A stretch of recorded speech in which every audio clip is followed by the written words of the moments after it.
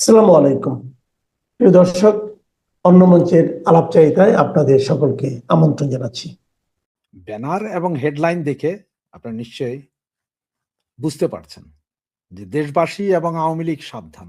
আমি কেন বলছি যে দেশবাসী এবং আওয়ামী লীগ সাবধান, তার কিন্তু কারণ আছে।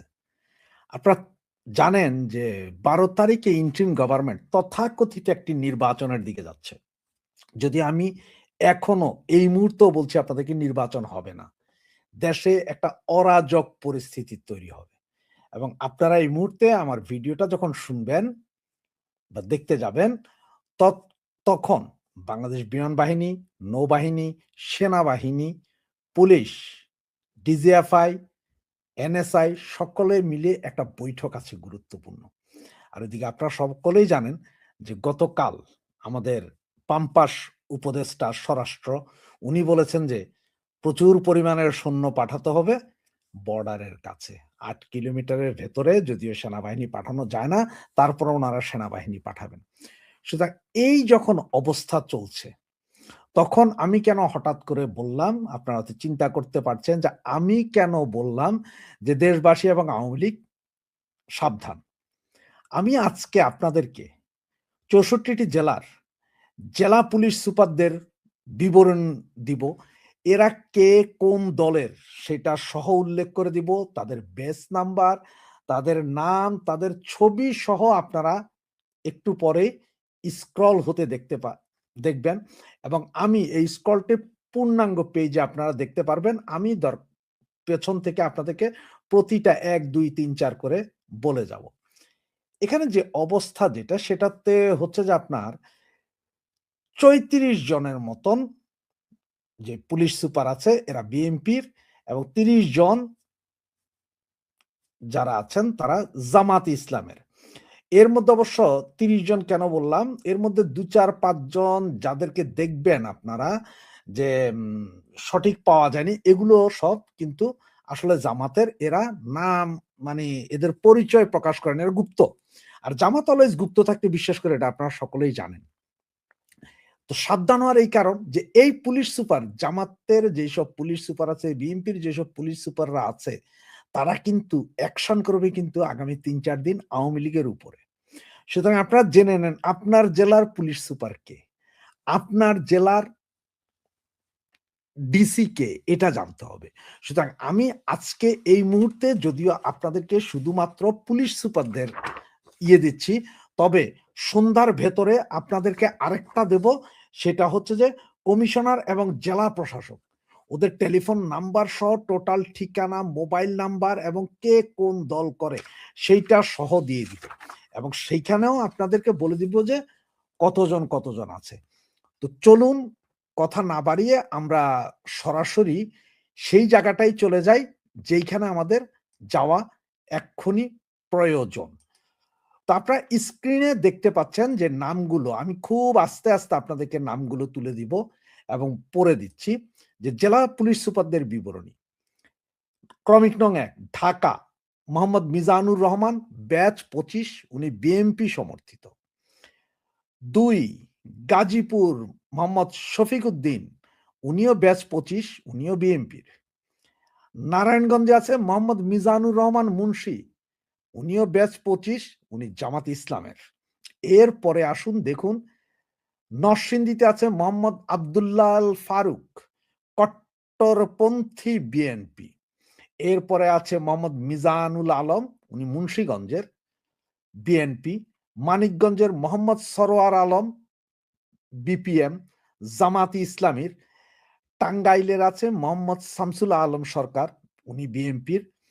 কিশোরগঞ্জের doctor S M Farhad Hossain Jamaat Islam. ফরিদপুরে আছেন মোহাম্মদ নজরুল ইসলাম জামাত ইসলাম। গোপালগঞ্জে আছেন মোহাম্মদ হাবিবুল্লাহ জামাত ইসলাম। মাদারীপুরে আছে এতেশামুল হক জামাত ইসলাম। এরপর আছে রৌনক জাহান বিএনপি শরীয়তপুর। রাজবাড়ীতে আছে মোহাম্মদ মঞ্জুর মোর্শেদ বিপিএম জামাত ইসলামের। চট্টগ্রামের আছে মোহাম্মদ নাজির আহমেদ খান, উনি নিশ্চিত জানা যায়নি, তবে ওনার নিয়োগটা নাকি সম্ভবত বৈছা মানে বৈষম্য বিরোধী ছাত্র আন্দোলন আলারাই এটা করিয়েছে এবং সেখানে খান তালাত মাহমুদ রাফি জড়িত। এই লোককে প্রায় আপনার ৬০ লক্ষ টাকায় তাকে এখানে এনে দেওয়া হয়েছে। এরপরে আছে কক্সবাজারে এএনএম সাজেদুর রহমান, উনি বিএনপি করেন। এবং কুমিল্লায় আছে মোহাম্মদ আনিসুর রহমান, কট্টরপন্থী বিএনপি। ফেনীতে মোহাম্মদ শফিকুল ইসলাম, উনিও BNP. Noakhali T M Mosharraf Hossain, Jamaat Islam. Lakshmipur Mohammad Abu Tarek, Jamaat Islam. Brahmanbaria Mohammad Abdur Rouf, BNP. Chandpur Mohammad Robiul Hossain, Jamaat Islami. Rangamati Mohammad Abdur Rakib, PM, ওনার কথাটা নিশ্চিত জানা যায়নি উনি কোন দলের। খাগড়াছড়ি মির্জা সায়েম মাহমুদ, পিএম, উনিও বিএনপি করেন। এবং বান্দরবনে আছে মোহাম্মদ আব্দুর রহমান, ব্যাস ২৭, জামাত ইসলামী। রাজশাহীতে মোহাম্মদ নাইমুল হাসান, ব্যাচ ২৫, বিএনপি। নাটোরে মোহাম্মদ আব্দুল ওয়াহাব, ব্যাচ ২৫, বিএনপি। নওগাঁয় মোহাম্মদ তরিকুল ইসলাম, ব্যাচ ২৫, বিএনপি। বগুড়ায় Mohammad Shahadat Hossain, ২৫, Jamaat Islam, batch ২৫। Joypurhat Mina Mahmuda, PM, PPM, নিশ্চিত জানা যায়নি এই মহিলা, তবে যতটুকু শোনা যাচ্ছে এটাও বৈছার। পাবনায় মোহাম্মদ আনোয়ার জাহিদ, জামাত ইসলাম। সিরাজগঞ্জ মোহাম্মদ সাইফুল ইসলাম, বিএনপি। চাঁদপুরে গৌতম কুমার বিশ্বাস, উনিও এখন বিএনপি। খুলনায় মোহাম্মদ মাহবুর রহমান, বিএনপি। যশোরে মোহাম্মদ রফিকুল ইসলাম, বিএনপি। সাতক্ষীরায় মোহাম্মদ আরেফিন জুয়েল, বিএনপি। এছাড়াও আছে ঝিনাইদহে মোহাম্মদ মাহফুজ আফজাল, জামাত ইসলাম। Magura Mohammad Habibur Rahman, BNP. Narail Mohammad Al Mamun Sikdar, BNP. Bagerhat Mohammad Hasan Chowdhury, BPM, Jamaat Islami করেন উনি। কুষ্টিয়ায় মোহাম্মদ জসিমউদ্দিন, পিপিএম, বার, বিএনপি। মোহাম্মদ মনিরুল ইসলাম, চুয়াডাঙ্গা, জামাত ইসলাম।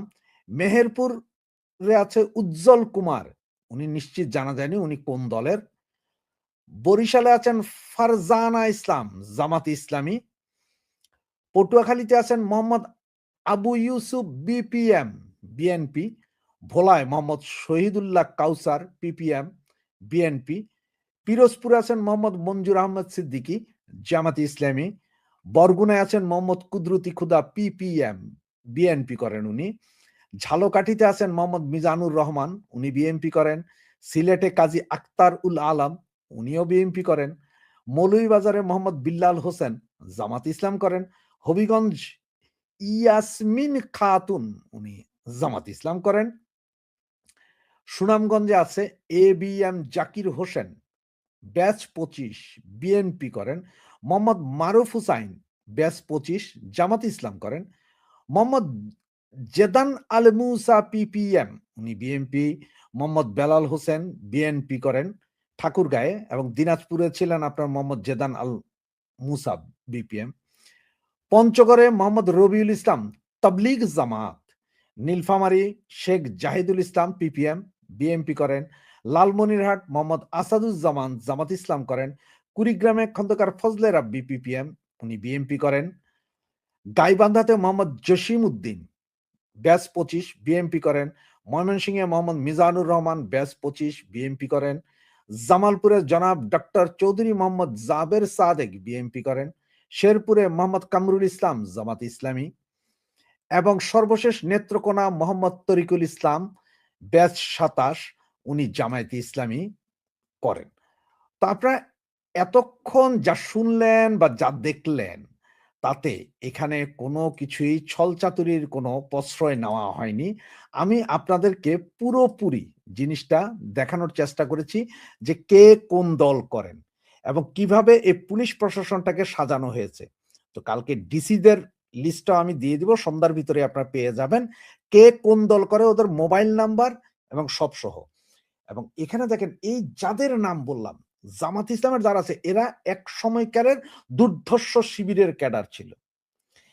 এরা চাকরিতে নিয়োগ পেয়েছে, এখন জামাতের পারপাস সার্ভ করছে। আর এদের প্রধান কাজ হচ্ছে যে কোনো মূল্যে হোক আওয়ামী লীগের নেতাকর্মীদেরকে আরো বেশি বেশি হত্যা করা। এটাই হচ্ছে যে তাদের মূল পরিকল্পনা। তো চোখ আপনি রাখুন যদি জানতে পারেন রাশেদ স্পিচের ভোটের ঠিক পর্দায়, আপনাদের জন্য নিয়ে আসবো সবকিছুই। আগামী একদিনের ভেতরে সমস্ত প্রশাসনের কে কোথায় কোনভাবে আছেন, কোন দল করেন, আপনাদের কাছে প্রকাশ করে দেব। আওয়ামী লীগের ভোটারদের একমাত্র প্রতিবাদের অস্ত্র হতে পারে ভোট কেন্দ্রে না যাওয়া।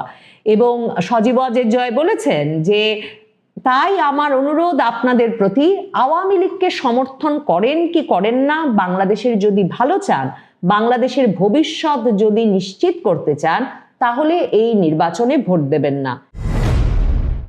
আওয়ামী লীগকে নিশ্চিহ্ন করতে সকলে একজোট হলেও আওয়ামী লীগের ভোটারদের ভোট যে খুব মধুর এবং মিষ্টি এবং খুব প্রয়োজনীয়, সেটা নির্বাচনী প্রচারণা শুরু হওয়ার পর থেকেই ক্রমাগতভাবে স্পষ্ট হয়েছে। বিশেষ করে তারেক রহমান দেশে আসবার পর থেকেই তার যে একটা মূল লক্ষ্য হয়ে উঠেছে আওয়ামী লীগের ভোটকে তার দিকে আনা, তার প্রথম উদাহরণ হিসেবেই তিনি বাংলাদেশে নেমেই শান্তি চাই, শান্তি চাই, শান্তি চাই, ঐক্যের বাংলাদেশ গড়তে হবে, এ ধরনের কথাবার্তা বলেছেন বলে আওয়ামী লীগের ভোটারদের মনটা বেশ নরম করে তুলেছেন। তারপর একেবারেই যেমনভাবে বিভিন্ন পত্র পত্রিকায় মানে ভুইফোড় অনেক সংগঠনের জরিপ করিয়ে এসব শিরোনাম করা হচ্ছে যে 70% মানুষই বিএনপিকে ভোট দিতে চায়, তেমনি নির্বাচন যত কাছে চলে আসছে তখন আরো কিছু একদম নাম অজানা সংগঠনের এমন সব জরিপ সব সংবাদ মাধ্যমে একেবারে হুক্কা হওয়া রবে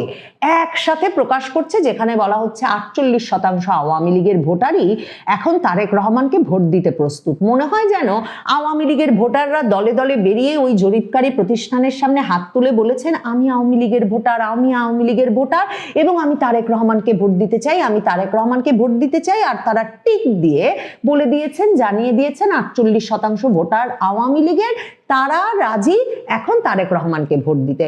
এসব হাস্যকর ঘটনা যখন ঘটানো হচ্ছে তারেক রহমানের বাক্সে আওয়ামী লীগের ভোট নিয়ে যেতে, তারেক রহমানও আরো নানা রকম খেলা খেলেছেন। তিনি টাইম ম্যাগাজিনকে যে সাক্ষাৎকার দিয়েছেন, সেই টাইম ম্যাগাজিনের সাক্ষাৎকারে সাংবাদিক স্পষ্টত লিখেছেন তিনি আওয়ামী লীগের রাজনৈতিক কার্যক্রমে নিষেধাজ্ঞা তুলে নেওয়া হবে কিনা সে প্রশ্নের উত্তর দিতে রাজি না হলেও তিনি বলেছেন একটা তাত্ত্বিক কথা। তিনি বলেছেন তিনি কোনো রাজনৈতিক দলের উপরেই নিষেধাজ্ঞা পছন্দ করেন না, কারণ আজকে যদি আওয়ামী লীগের উপর নিষেধাজ্ঞা হয় বা আজকে যদি আপনার দলের উপর নিষেধাজ্ঞা দেওয়া হয়, কালকে তো আমার দলের উপর দেওয়া হতে পারে। মানে এমন একটা তত্ত্ব কথা তিনি বলেছেন যেন মনে হচ্ছে তিনি বুঝতেই পারছেন না এটা কোন দেশে কোন পরিপ্রেক্ষিতে এমন প্রশ্ন করা হচ্ছে।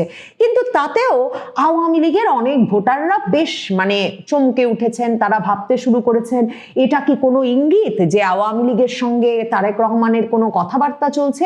ওদিকে কিন্তু শেখ হাসিনা কি বলছেন সাক্ষাৎকারে, অনেক ক্ষেত্রেই তো সেগুলো বাংলাদেশের সংবাদ মাধ্যমে তারেক রহমান কি বলছেন তার মতো করে তো আর প্রচারিত হয় না। শেখ হাসিনা কিন্তু কথা সাক্ষাৎকারে বলেছেন বিভিন্ন সময় যে 32 নাম্বার ভাঙতে সবার আগে গিয়েছে যুব দলের ছেলে। মনে রাখতে হবে যে এইসব স্লোগান তো হয়েছেই যে তার ভাইয়া তোমায় কথা দিলাম, 32 নম্বর দখল নিলাম, কাজেই সেসব মনে করিয়েছেন। শেখ হাসিনা বলেছেন যে বিএনপিকে নিয়ে তার সবচেয়ে বড় সমস্যা হচ্ছে বিএনপি সব সময় গিয়ে চরমপন্থীদের সাথে হাত মেলায়, মানে জামায়াতে ইসলামীর মতো দলগুলোর সাথে হাত মেলায়, তারা তো সরকারই গঠন করেছে একসাথে। এবং শেখ হাসিনা মনে করিয়েছেন যে এই যে তারেক রহমান, তার বিরুদ্ধে দুর্নীতির অভিযোগ এমনকি এফবিআই এর কাছে আছে, মার্কিন যুক্তরাষ্ট্রের কাছে তার বিরুদ্ধে সব মানে দলিল দস্তাবেজ আছে। সজীব ওয়াজেদ জয় আমেরিকায় বসেই মনে করিয়েছেন যে এফবিআই এর এমন সব অভিযোগের ভিত্তি এবং মানে প্রমাণাদি আছে তারেক রহমানের বিরুদ্ধে যে মার্কিন যুক্তরাষ্ট্র যেমন চাইবে তারেক রহমানকে তেমন পুতুল সরকারের মতো নাচাতে পারবে।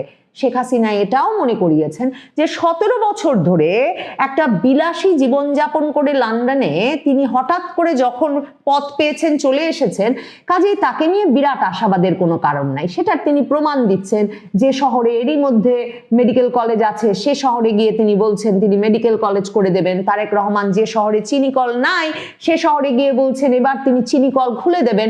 আর সেই 70-80 দশকের মতো এখনো খাল খননের স্বপ্ন দেখছেন।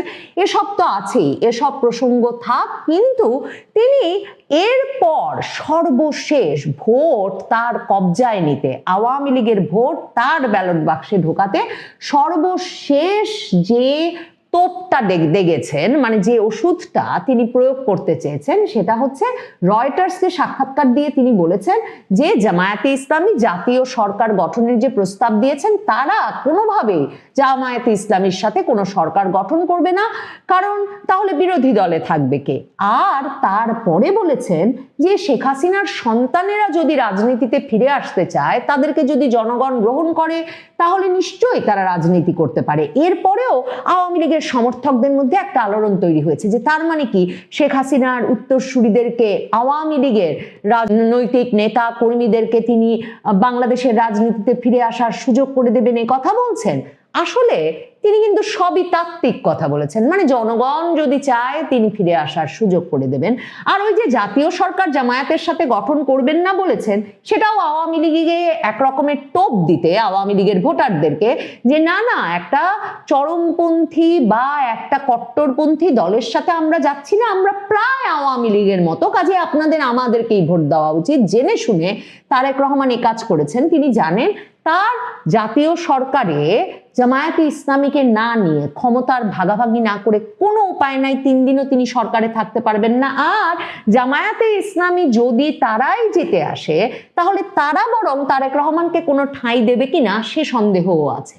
এসব মিলিয়ে যখন পরিস্থিতি এমন যে তারেক রহমান একটা একটা করে টোপ ফেলছেন শুধু মানে আওয়ামী লীগের ভোটটাকে নিজের পক্ষে টানতে, যেমন ধরেন মির্জা ফখরুল ইসলাম আলমগীর, তিনি ঠাকুরগাঁয়ে রমেশ সেন, আওয়ামী লীগের যেই মন্ত্রী মারা গেলেন সদ্য কারাবন্দী অবস্থায়, তাকে রীতিমতো গ্রেফতার করতে ঢাকা থেকে পুলিশ পাঠিয়েছিলেন, মানে যাতে তার এলাকার আওয়ামী লীগ নেতা, যিনি সৎ এবং মানে ভীষণ জনগণের একটা মনের মণিকোঠায় স্থান পাওয়া এক নেতা, স্থানীয় নেতা, তাকে গ্রেফতার করার একেবারে সুবন্দোবস্ত করে দিয়েছিলেন যে ফখরুল আলমগীর। সেই মির্জা ফখরুল ইসলাম আলমগীর কিন্তু এখন সেই এলাকার ধর্মীয় সংখ্যালঘুদের ভোট, আওয়ামী লীগ ভোটারদের ভোট পেতে একেবারে রমেশ সেনের মৃত্যুর পর শোক জানিয়েছেন। শুধু তাই নয়, শোকাভিভূত অবস্থায় ওই পরিবারের সঙ্গে দেখাও করতে গেছেন। কাজেই বিএনপির যে কত মধু মিষ্টি লাগছে আওয়ামী লীগের ভোট, তা বুঝতে কোনো বাকি নাই, এবং তারা যথেষ্ট কনফিউশন এবং এক রকমের দ্বিধা তৈরিও করতে পেরেছে আওয়ামী লীগের ভোটারদের মনে যে জামাত ঠেকাতে অন্তত বিএনপিকে ভোট দেওয়া ভালো হবে কিনা। শেখ হাসিনা তো আগেই বলেছিলেন যে শেষ পর্যন্ত এসে বিএনপি জামাত হাত মেলাবে। এখন সজীব ওয়াজেদ জয় ভিডিও বার্তায় এসে স্পষ্ট করে বলেছেন যে বাংলাদেশকে বাঁচাতে হলে 12ই ফেব্রুয়ারির নির্বাচনে ভোট দেওয়া চলবে না। এটা একটা সাজানো নির্বাচন, যে নির্বাচনটা অনুষ্ঠিতই হচ্ছে বিএনপি জামায়াতকে ক্ষমতায় আনার জন্য, এবং বিএনপি জামায়াতকে ক্ষমতায় আনার জন্য যে অবৈধ নির্বাচন, সে নির্বাচনে ভোট দিতে যাওয়ার কোনো অর্থ থাকতে পারে না বাংলাদেশের জনগণের। তিনি বলেছেন আমি বুঝি যে আপনারা বিরক্ত হয়ে গেছেন এবং আপনারা একটা পরিবর্তন চান, কিন্তু নির্বাচন যদি হয় তাহলে তো ইউনূস সরকার এমনিও থাকতে পারবে না, কাজেই সেজন্যে ভোট দিতে যাওয়ার প্রয়োজন নাই। এরপর শনিবারের সেই ভিডিও বার্তায় তিনি একথাও বলেছেন যে আমি জানি আপনারা খুব বিরক্ত, কোনো আইন শৃঙ্খলা নেই, অর্থনীতি পড়ে গেছে, গণতন্ত্র নেই, আপনাদের ভয়ে থাকতে হয়েছে, আপনারা সবাই বিরক্ত, ভোট দিতে চান যাতে এই সরকার চলে যায়। আপনারা ভোট দেন বা না দেন, এই সরকার নির্বাচনের পরে আর থাকছে না। এরপর তিনি এটা মনে করিয়েছেন যে নির্বাচনে শুধু আওয়ামী লীগকে না, যত স্বাধীনতার সপক্ষের দল তাদেরকে বাদ দেওয়া হয়েছে, নির্বাচনে দেশের অর্ধেক সংখ্যক দলকেই বাদ দেওয়া হয়েছে, যত প্রগতিশীল দল তাদেরকে বাদ দেওয়া হয়েছে, শুধুমাত্র বিএনপি জামায়াতকে ক্ষমতায় বসানোর জন্য ওই নির্বাচন হচ্ছে। যেই জামায়াত বাংলাদেশের স্বাধীনতার বিরোধিতা করেছে, যারা দেশের 30 লাখ মানুষকে হত্যা করেছে, তাদেরকে ক্ষমতায় বসানোর জন্য এই নির্বাচন। এরপর শেখ হাসিনা পুত্র সজীব ওয়াজেদ জয় বলেছেন যে এটাও ওনারা বোঝেন, মানে আওয়ামী লীগ উপলব্ধি করে, আওয়ামী লীগ নেতৃত্ব উপলব্ধি করেন। শেখ হাসিনা পুত্র বলছেন তিনি নিজেও এটা বোঝেন যে বাংলাদেশের মানুষ রাজনৈতিক সংস্কার চায়। কিন্তু তিনি মনে করিয়েছেন যে এর আগেও ৭৫ সালে বঙ্গবন্ধুকে হত্যার পর সামরিক শাসকরা এসে গণভোটের মাধ্যমে এবং নানা রকম ফরমান জারি করে সংস্কারের প্রচেষ্টা নিয়েছে এবং সেসব সংস্কার প্রচেষ্টা গণতন্ত্রকে দুর্বল করেছে, সবল করে নাই। এবং শেখ হাসিনা পুত্র বলছেন যে এই যে ১২ তারিখের গণভোট, সেটাও বাংলাদেশের গণতন্ত্রকে আবারও দুর্বলই করবে। এই গণভোটের মাধ্যমে গণতন্ত্র আবারও দুর্বল হয়ে যাবে, রাজনৈতিক সংকট সংঘর্ষ আবারও ফিরে আসবে। সজীব ওয়াজেদ জয় বলছেন এই নির্বাচনের ফলে কোনো শান্তি স্থিতিশীলতা আসবে না, আজ হোক কাল হোক আবারও আন্দোলন হবে, আবারও এরকম পরিস্থিতি ফিরে আসবে। কাজেই শেখ হাসিনার তরফে শেখ হাসিনা পুত্র সজীব ওয়াজেদ জয় যে ভিডিও বার্তা দিয়েছেন, আওয়ামী লীগের তরফে যে ভিডিও বার্তা এসেছে, তাতে এটা পরিষ্কারভাবে বলা হয়েছে যে আওয়ামী লীগের ভোটারদের একমাত্র প্রতিবাদের অস্ত্র হতে পারে ভোট কেন্দ্রে না যাওয়া। এবং সজীব ওয়াজেদ জয় বলেছেন যে তাই আমার অনুরোধ আপনাদের প্রতি, আওয়ামী লীগকে সমর্থন করেন কি করেন না, বাংলাদেশের যদি ভালো চান, বাংলাদেশের ভবিষ্যৎ যদি নিশ্চিত করতে চান, তাহলে এই নির্বাচনে ভোট দেবেন না। এটা একটা সাজানো নির্বাচন, এর ফলাফল তো অলরেডি নির্ধারণ করা আছে। এবং সজীব ওয়াজেদ জয় বলছেন কত শতাংশ ভোট হবে সেটাও তারা আগে থেকেই বলে দিচ্ছে। কাজে এই সম্পূর্ণ সাজানো নাটক, এই নির্বাচনে ভোট দিয়ে কোনো লাভ নেই।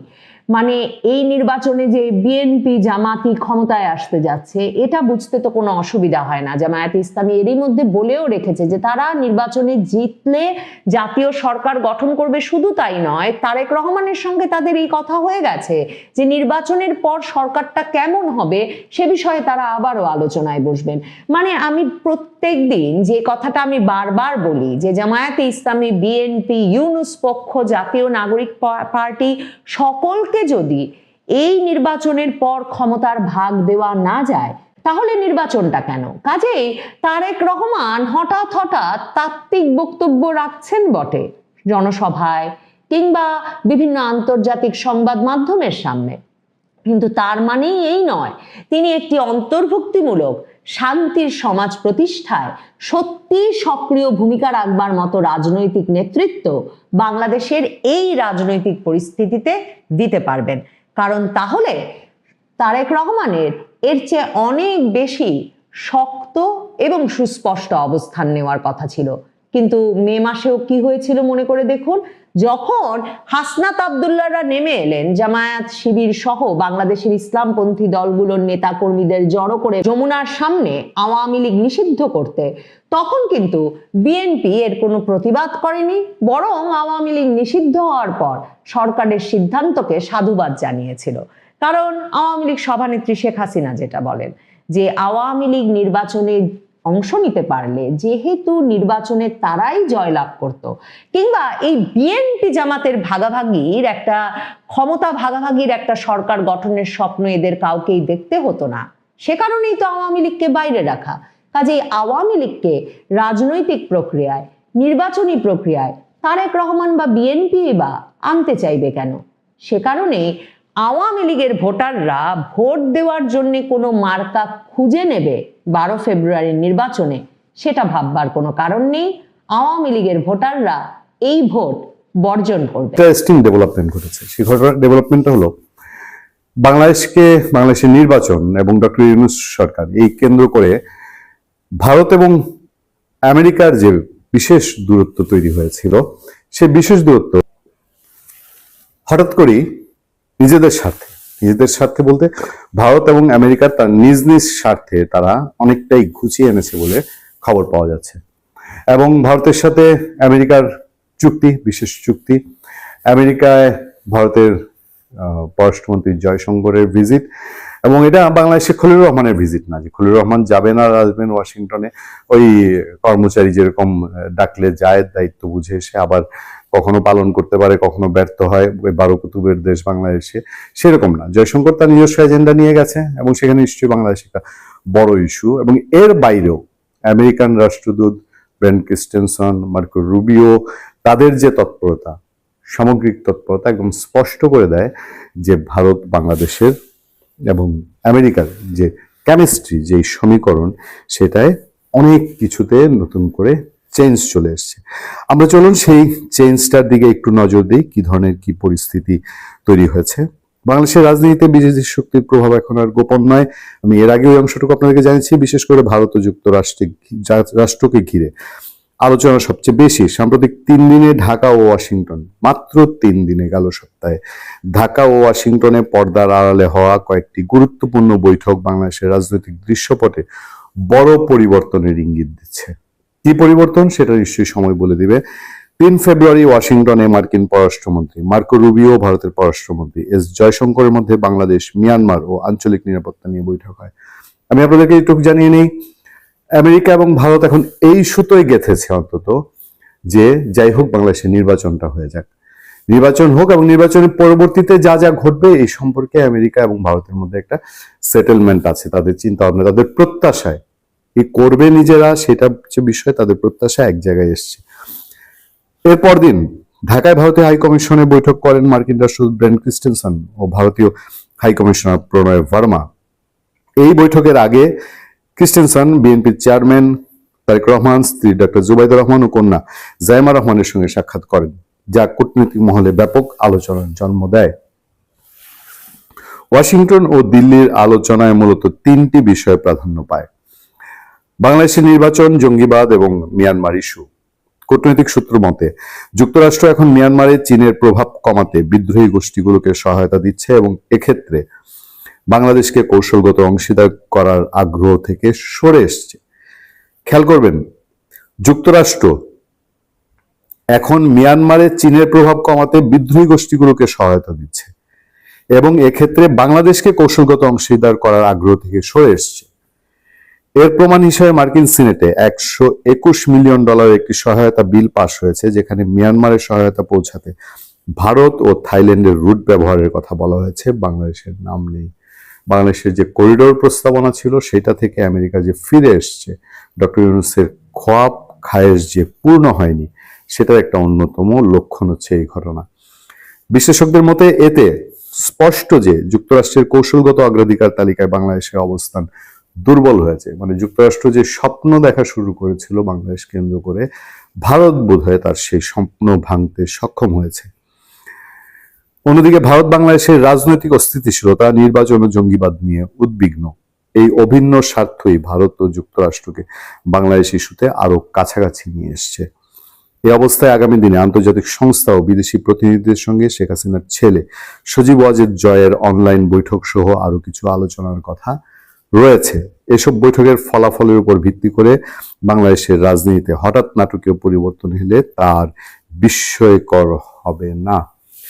আপনারা খেয়াল করেছেন কিনা আমি জানি না, বাংলাদেশে যারা নির্বাচন পর্যবেক্ষক আসছেন, যারা এখন পর্যন্ত আসছেন, তাদের কথা শোনা যাচ্ছে, কানাঘুষা শোনা যাচ্ছে যে তারা শুধু সরকার, শুধু সকল ফেসিবাদ বিরোধী যে মঞ্চ, তাদের সঙ্গে আলোচনা করছে না। তারা যাকে ফেসিবাদ মনে করে তাদের সঙ্গেও কি কোনো জরুরি বৈঠক হচ্ছে? রাজনীতিতে কিন্তু এটা খুব গোড় আলাপ। এর বাইরে বাংলাদেশে আসা বিভিন্ন মার্কিন প্রতিনিধিরা বাংলাদেশে বসে এবং কমনওয়েলথ সহ বেশ কিছু সংস্থা, তারা বাংলাদেশের বাইরে সাবেক সরকারের লোকজনের সঙ্গে মিটিং করেছেন, আলাপ করেছেন। এরকম বেশ কিছু গুরুত্বপূর্ণ কথা খুব সুনির্দিষ্ট তথ্যভিত্তিক জায়গা থেকে শোনা যায়। পাশাপাশি আরো কিছু বৈঠকের কথা শোনা যাচ্ছে আগামী 2 থেকে 4 দিনের মধ্যে, নির্বাচনের আগেই। সেই যে অংশটি বাংলাদেশে এখন রাজনীতিতে নাই, এই অংশের সঙ্গে বিদেশি শক্তিশালী বিভিন্ন অংশ, ইভেন সেখানে মার্কিন যুক্তরাষ্ট্রের লোকজন এবং ভারতের লোকজনের বৈঠক হতে পারে এবং কিছু কিছু প্রক্রিয়া ইতিমধ্যে চলমান। আমরা এও জানতে পারছি যে ভারতে অবস্থান করা যারা রাজনীতিতে সক্রিয় হয়েছেন তারা নিজেরাও বেশ ছোটাছুটি করছেন, তাদের লবিস্ট ফার্ম কাজ করছে, এবং আগামী দিনে বিএনপি ক্ষমতায় আসলে পরে, বিএনপি যদি ক্ষমতায় আসে, তাহলে কিভাবে বিএনপির সঙ্গে অন্তত একটা আন্ডারস্ট্যান্ডিং এ গিয়ে বাংলাদেশে রাজনীতিতে আবার পুনঃপ্রত্যাবর্তন করা যায়, এ নিয়ে জরুরি নড়াচড়া চলছে বলেই ওয়াকিবহাল মহল মনে করছেন।